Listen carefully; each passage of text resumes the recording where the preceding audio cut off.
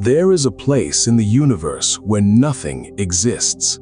Not the ordinary nothing of interstellar space, where gas and dust are thin but present, where magnetic fields thread through the void, where the occasional cosmic ray passes through on its billion-year journey. Not the relative emptiness between galaxies, which still contains diffuse plasma and the faint web of dark matter that connects the large-scale structure of the cosmos. Something genuinely, profoundly, anomalously empty. A region of space approximately 330 million light-years across, containing almost no galaxies, no visible matter, no detectable gas, no obvious dark matter concentration. A void so large that if our entire observable universe were the size of Earth, this void would be the size of a basketball. It is called the Boötes Void, and it was discovered by accident in 1981 when astronomer Robert Kirshner and his colleagues were conducting a survey of galaxy redshifts and found, in the direction of the constellation Boötes, a region of sky containing almost nothing.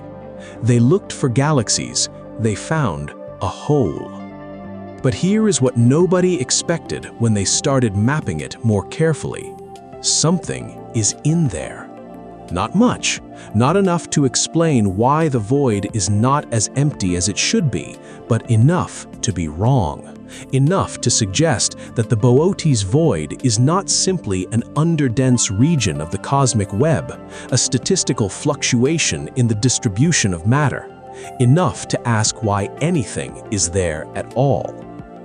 To understand why the Boötes Void is extraordinary, you need to understand how the universe is structured at large scales.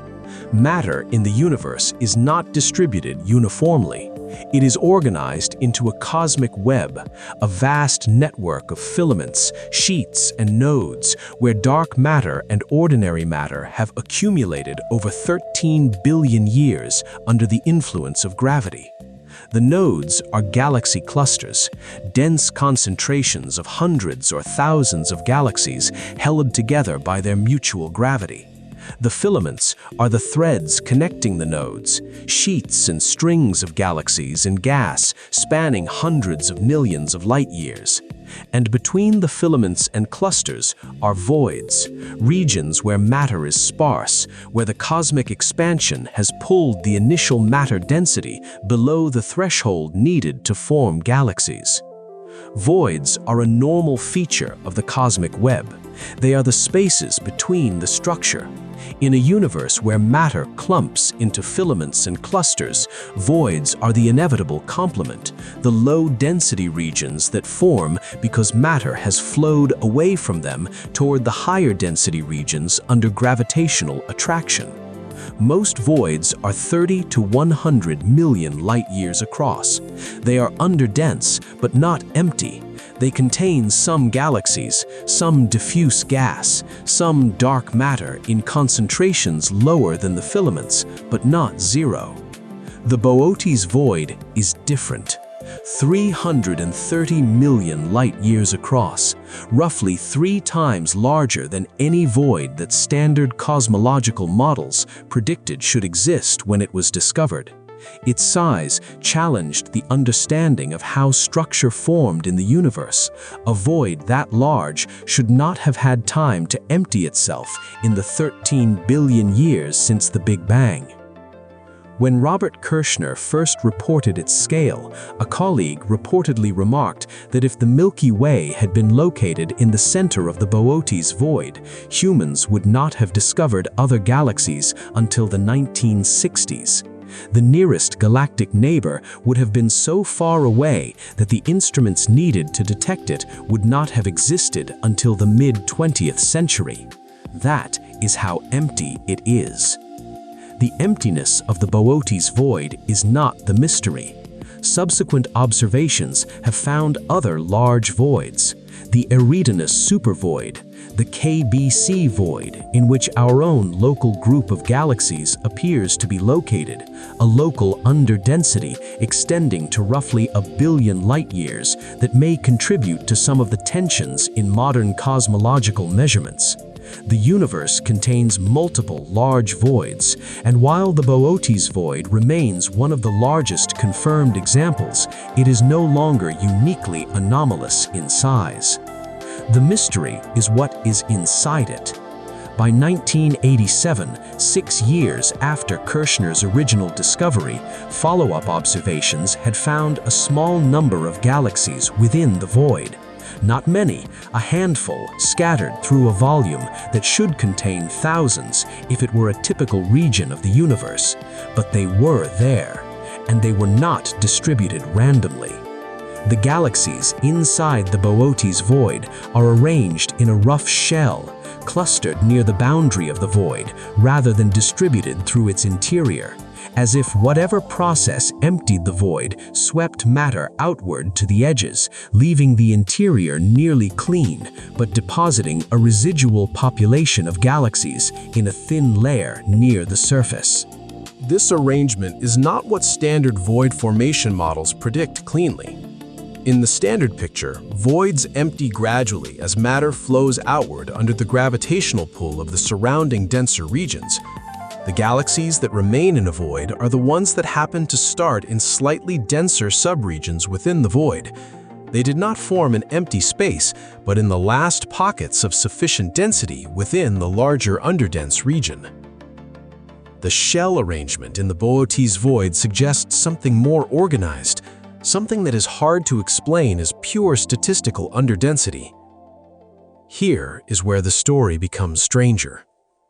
In 2007, a research team led by Laura Rudnick at the University of Minnesota was analyzing data from the WMAP satellite, the Wilkinson Microwave Anisotropy Probe, which mapped the cosmic microwave background radiation across the full sky with unprecedented precision. They found a cold spot, a region of the cosmic microwave background in the direction of the constellation Eridanus that was anomalously cold, significantly colder than the average temperature of the CMB, and colder than statistical fluctuations alone could easily explain. The Eridanus Cold Spot has multiple possible explanations. Some invoke primordial physics, a feature imprinted on the CMB at the moment of recombination when the universe became transparent to light, by a statistical fluctuation or by some physical process that operated differently in that region in the very early universe. But one of the leading explanations is a supervoid, a large, underdense region along the line of sight between us and the CMB, which would produce a temperature decrement through a mechanism called the integrated Sachs-Wolf effect. As CMB photons travel through an underdense region, they gain energy as they fall into the void and lose energy as they climb out. In an expanding universe where the void is growing, the photons lose slightly more energy climbing out than they gained falling in, producing a slight cold spot in the CMB in the direction of the void. A supervoid, roughly compatible with the observed cold spot, would be enormous, possibly comparable in scale to the Boötes Void or larger. In 2015, a team using data from the Pan-STAR survey reported finding an underdensity of galaxies in the direction of the Eridanus Cold Spot at roughly the right distance and with roughly the right scale to explain the temperature deficit. Their supervoid was enormous, approximately 1.8 billion light-years across if confirmed.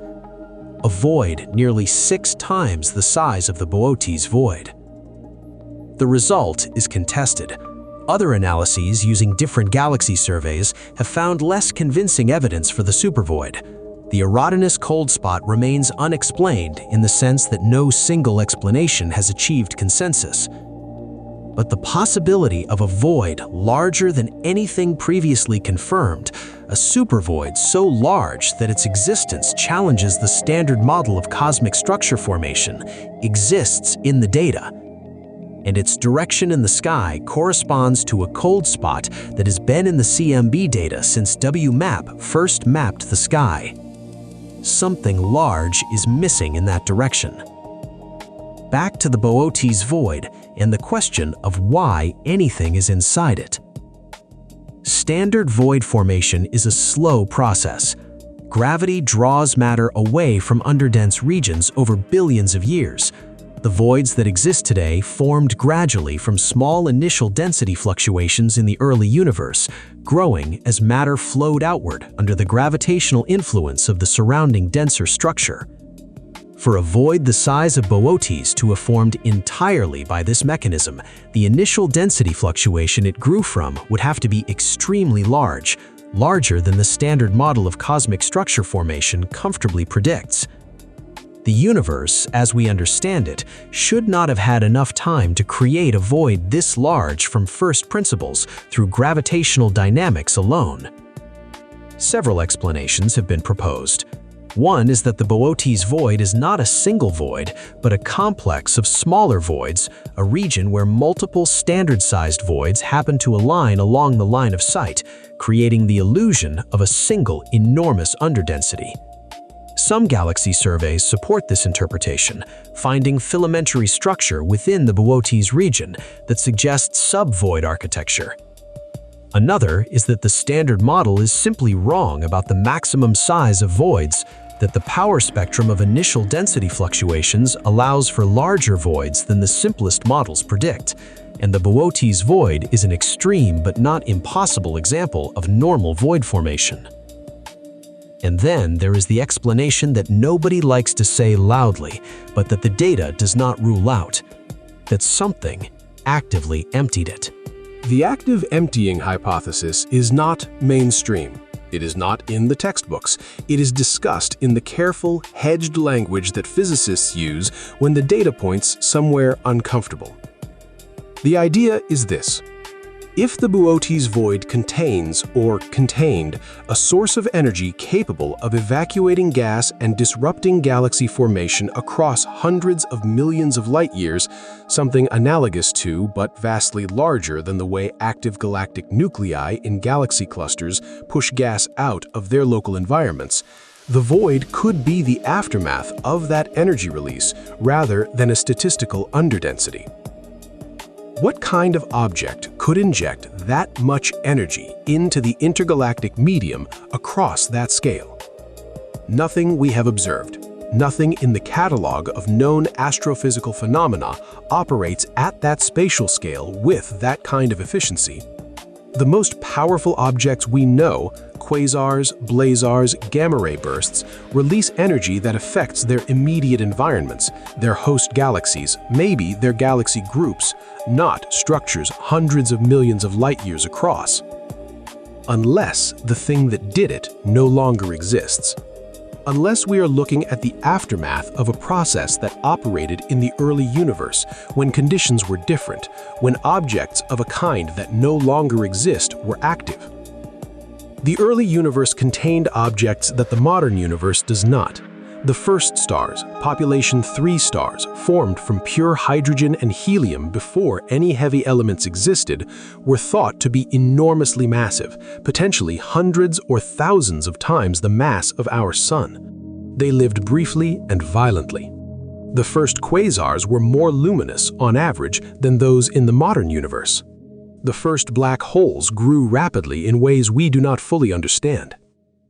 If the emptying of the Boötes Void was caused by something in the early universe, something that no longer operates at that scale in the modern cosmos, then looking for the cause now is like looking for the fire after the ash has cooled for billions of years. We would find only the void, and the few galaxies at its edge, and the question of what made it.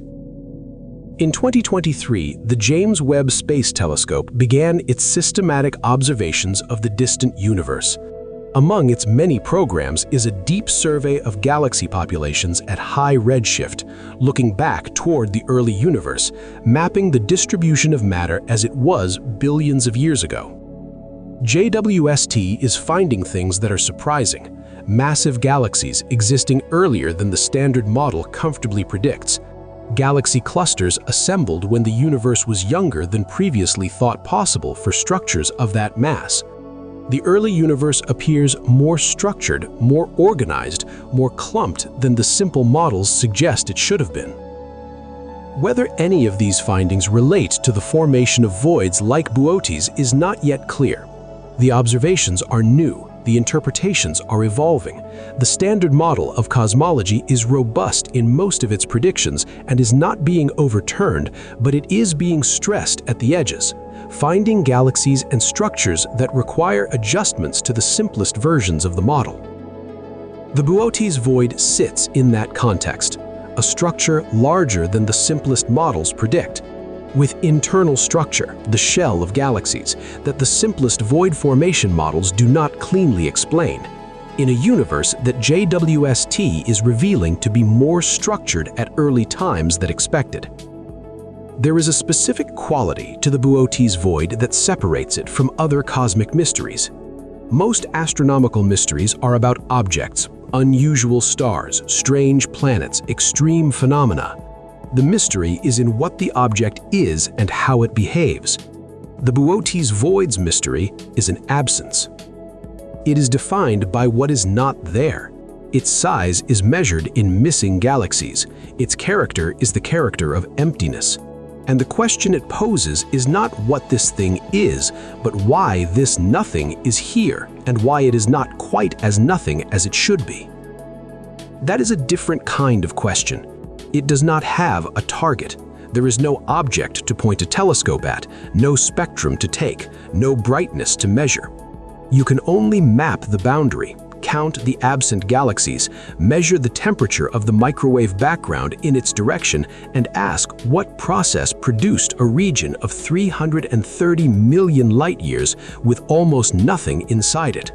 And then notice the few galaxies near the edge and ask why they are there and not have a good answer. We live in a universe that has been expanding for 13 billion years, in which matter organized itself into the cosmic web under the influence of gravity and dark energy, in which voids formed as the inevitable complement of structure, in which the largest voids are the emptiest places that physics and time have produced. The Boötes Void is one of those places. 330 million light-years of almost nothing. A basketball of emptiness in a universe the size of Earth. And at its edges, a thin scattering of galaxies, the last material that did not quite escape, or the residue of a process we do not understand, arranged in a shell around a volume of space that is as close to truly empty as anything we have found in the observable universe. We do not know why it is so large. We do not know why the galaxies are at the edge. We do not know whether the cold spots in the microwave background are telling us something about voids even larger than Boötes, or whether they are something else entirely. We know that it is there, that it is empty, that emptiness at that scale is hard to explain, and that in the emptiest place we have found in the observable universe, something, against all expectation, remains. A few galaxies, at the edge of a void that should contain nothing. Still there, still unexplained, like a light left on in an empty house, long after everyone has gone.